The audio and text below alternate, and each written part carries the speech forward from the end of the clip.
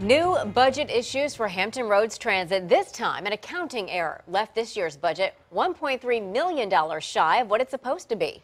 In response, there's a big leadership change at the top. Sit on your sides, Matt Gregory has more on the transit shakeup. This is the second time this year I've reported on a more than $1 million error in the budget for HRT. And when I talked to the CEO today, William Harrell, he says they're working to get back the public trust, and they're doing that by having a major shakeup at the top.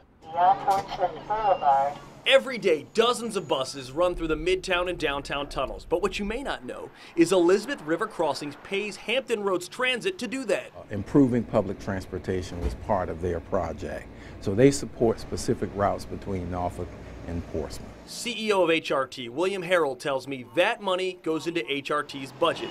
But this year, when HRT factored the money into the budget, it was actually $1.3 million less. By HRT staff and our internal auditor, it was not an external audit that addressed this issue.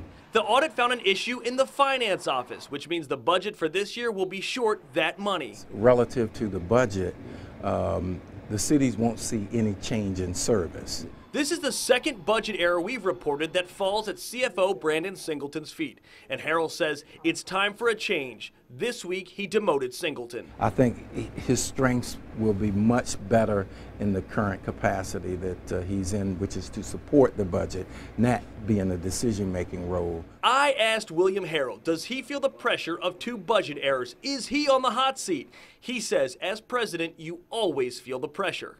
You know, I certainly have a 31-year history in the public sector, and I intend to continue to work hard to gain the trust of those that may not have it. Harrell tells me the good news is they caught this error early enough in the fiscal year that they can correct it. He says they'll be presenting a plan to the board next month to make changes to the error, but this time there had to be a change in leadership, and it had to start near the top. In Portsmouth, I'm Matt Gregory. 10 on your side.